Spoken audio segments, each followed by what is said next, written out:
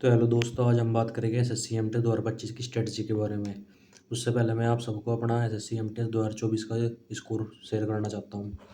मेरे रो मार्क्स 94 थे, ठीक है। पर मेरे साथ इंग्लिश में थोड़ी गड़बड़ होगी, इस चीज़ की वजह से मेरा क्लियर नहीं हो पाया। इंग्लिश में मेरे क्वेश्चन थोड़े कम सही हुए थे। रो मार्क्स 94 थे, पर मैं जो मेरा नॉर्मलाइज स्कोर था वो 114 था। लगभग मुझे 18 नंबर का नॉर्मलाइजेशन मिला। ठीक है दोस्तों, अब आगे बात करते हैं। चलो, अब 2024 में हो गया तो हो गया। अब 2025 के बारे में बताता हूँ, स्ट्रेटजी क्या होनी चाहिए। बढ़िया स्ट्रेटजी बताता हूँ आप सब लोगों को, इसे फॉलो करना, आप सबके भी काम आएगी। आप सबको पता है मैथ रीजनिंग तो एमटीएस में क्वालिफाई है, तो मैथ रीजनिंग के तो टेंशन लेने की कोई ज़रूरत ही नहीं है। अब इंग्लिश के बारे में बात करते हैं। इंग्लिश में क्या है, पार्ट्स ऑफ स्पीच की एक क्लास है रानी मैम की, उसे देख लीजिएगा। और उसके बाद में एक 60 रूल की क्लास भी पढ़ी है रानी मैम की, उसे ज़रूर देख लें। ठीक है, ये तो होगी ग्रामर पोर्शन की बात। उसके बाद क्लोज टेस्ट में कुछ ज़्यादा टेंशन लेने की बात नहीं है। मैक्सिमम लोग यहीं पे गलत करते हैं, यहाँ बस थोड़ा सा ज़्यादा फालतू दिमाग लगाने की ज़रूरत होती है क्लोज टेस्ट में, वरना कोई क्लोज टेस्ट में यही होता है, पार्ट ऑफ स्पीच के क्वेश्चन आ जाते हैं, वोकैबलरी के भी क्वेश्चन आ जाते हैं। तो आपको ये दोनों क्लास तो करनी ही चाहिए। रानी मैम के 60 रूल वाली क्लास तो मस्ट है। और प्रीविजेशन पे तो इम्पोर्टेंट ध्यान देना ही पड़ेगा, क्योंकि जो एरर के क्वेश्चन आते हैं लगभग 50% तो उनमें प्रीपोजिशन ही होती है। ठीक है दोस्तों, अब बात करते हैं दूसरा सेक्शन, यानी कि वोकैबलरी वाले सेक्शन की बात करते हैं। वोकैबलरी की मैंने कैसे करी थी उसके बारे में बताता हूँ आप सबको। मैंने नीतू मैम की जो वॉल्यूम फर्स्ट किताब है ना, वो उठाई थी, उससे ना मेरी बेसिक वोकैबलरी हो गई थी। तो आप सबको बेसिक वोकैब करने के लिए, मतलब जिसने अब तक वोकैब नहीं करी है, वो नीतू मैम की वॉल्यूम फर्स्ट से कर सकता है।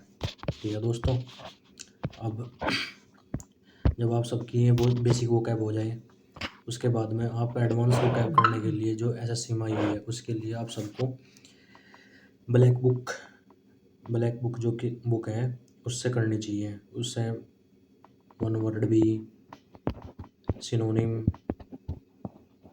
And idiom. ठीक है दोस्तों, ये तो मेरा इंग्लिश का पोर्शन हो गया। इंग्लिश के पोर्शन में भाई, मतलब इंग्लिश के पोर्शन में मेरे हिसाब से जो होना चाहिए, लगभग ये होना चाहिए कि 25 क्वेश्चन में से 23 क्वेश्चन तो मस्ट है। 23 क्वेश्चन तो होने ही चाहिए सही, बिल्कुल राइट। अगर आप 23 क्वेश्चन भी सही नहीं कर पा रहे तो इसका मतलब आप गड़बड़ है, तो एमटीएस में आपका सही भी स्कोर नहीं बन सकता। 23 क्वेश्चन तो बिल्कुल मस्ट है। ठीक है, मैंने आपको बिल्कुल सही स्ट्रेटजी बताई है। बेसिक वोकैबलरी के तो आप वॉल्यूम फर्स्ट का यूज़ करें, और एडवांस वोकैबलरी के लिए आप जो एसएससी में पीवाईक्यू आए हैं वो ब्लैक बुक से कर लो। ठीक है, और ग्रामर के लिए 60 रूल की जो क्लास है वो ज़रूर फॉलो करें। अब जीएस के बारे में बताता हूँ आप सबको। ठीक है दोस्तों, जीएस में मैं मतलब ठीक ठाक है, जीएस में मैं स्कोर सही कर लेता हूँ। अब जीएस की स्ट्रेटजी है कि जो एमटीएस में आती है ना, वो सबसे ज़्यादा मॉडर्न हिस्ट्री आती है, लगभग 4 से 5 क्वेश्चन आ जाते हैं, तो ये तो सबसे इम्पोर्टेंट है। ठीक है दोस्तों, मॉडर्न हिस्ट्री तो करनी ही पड़ेगी। ठीक है, अब इसके बाद करंट अफेयर के भी 4 से 5 क्वेश्चन आते हैं, तो करंट अफेयर भी इम्पोर्टेंट है। पॉलिटी के 3 से 4 क्वेश्चन हैं, जियोग्राफी के 2 से 3 क्वेश्चन तो आते ही है, इकोनॉमिक्स में भी 2 से 3 क्वेश्चन ही आते हैं। पर जो सबसे ज़्यादा जो वेटेज रहता है ना, वो मॉडर्न हिस्ट्री का, करंट अफेयर का रहता है। और तीसरे नंबर पे जो रहता है ना, तीसरे नंबर पे जो हमारा साइंस होती है, साइंस वाले पोर्शन में से केमिस्ट्री और फिजिक्स में से तो एक क्वेश्चन आते हैं। ठीक है दोस्तों, पर बायोलॉजी के ना लगभग 3 से 4 क्वेश्चन आ ही जाते हैं, तो बायोलॉजी भी मस्ट करनी पड़ेगी इसमें। ठीक है दोस्तों, biology, modern history, current affair and biology, ये तीनों चीज़ तो मस्ट है, ये चीज़ तो आपको देखनी ही पड़ेगी इसके। और जो इसमें जो सेफ स्कोर है, अब मैं आपको सेफ स्कोर के बारे में बताता हूँ।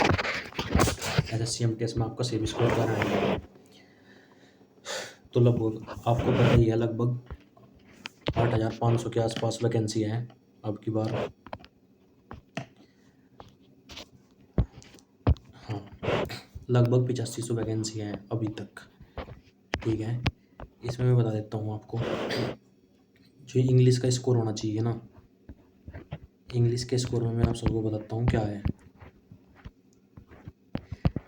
इंग्लिश के 25 क्वेश्चन आते हैं, ईच क्वेश्चन इज 3 नंबर का, ठीक है। 1/3 की नेगेटिव मार्किंग। 25 में से 23 क्वेश्चन तो आपको मस्ट करने ही पड़ेंगे, ठीक है। इंग्लिश तो आपको बिल्कुल पक्की करनी ही पड़ेगी, ठीक है दोस्तों। और मैंने आप सबको बता दिया वो कैब के लिए वॉल्यूम फर्स्ट नीतू मैम की, और एडवांस के लिए आपको ब्लैक बुक, ठीक है दोस्तों।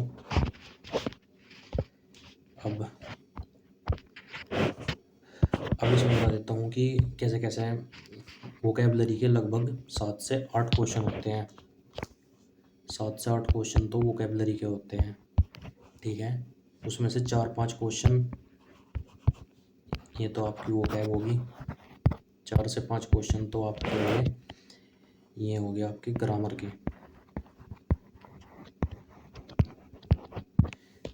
ठीक है दोस्तों। अब 4 से 5 क्वेश्चन ये वोकैब, ग्रामर, और 4 से 5 जो क्वेश्चन होते हैं ये होते हैं नरेशन और वॉइस से, नरेशन वॉइस से। और जो एक आध क्वेश्चन होता है स्पेलिंग एरर से, ठीक है दोस्तों।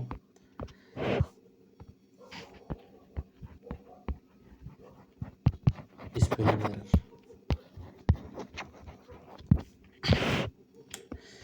ठीक है दोस्तों। अब बात करते हैं हम अपना जीएस के बारे में बता देता हूँ आपको। 25 में से 25 में से ना आपको 20 क्वेश्चन करने ही पड़ेंगे एमटीएस में। 20 क्वेश्चन तो मस्ट हैं, इससे नीचे आप कर नहीं सकते। अगर आप इससे नीचे करोगे तो मुझे नहीं लगता कि कोई चांस होगा। अब पहले क्या होता है नॉर्मलाइजेशन में, तो किसी किसी के 18-20 नंबर तक बढ़ जाते हैं। जैसे कि आप मेरा एग्जांपल ले लो, मेरे 18 नंबर हो गए, 18 नंबर का नॉर्मलाइजेशन मिला था मुझे, 94 से सीधे 114 हो गए थे, ठीक है। अब एसएससी ने जो ये पुराना वाला नॉर्मलाइजेशन का फॉर्मूला था ये डिलीट कर दिया, अब ये फॉर्मूला नहीं अपनाया जाएगा। अब सबके लगभग इक्वल मार्क ही बढ़ेंगे, ज़्यादा मार्क्स नहीं। मुश्किल से अब की बार कितने का नॉर्मलाइजेशन मिल सकता है, मुश्किल से अब की बार 5 से 6 नंबर का नॉर्मलाइजेशन हाईएस्ट रहेगा, इससे ज़्यादा नॉर्मलाइजेशन नहीं मिलेगा अब की बार, ठीक है दोस्तों। तो मैंने आप सबको अपना स्ट्रेटजी के बारे में बता दिया है, आप फिर लोग फिर से देख सकते हैं। मेरी तो यही स्ट्रेटजी रहने वाली है, आप सब बिगिनर है तो आप सबको थोड़ा सा और विशेष ध्यान देना पड़ेगा इस पर। बाकी देख लीजिएगा अपने हिसाब से। वीडियो अच्छी लगी तो लाइक कर दीजिएगा, चैनल को सब्सक्राइब कर दो दोस्तों। धन्यवाद।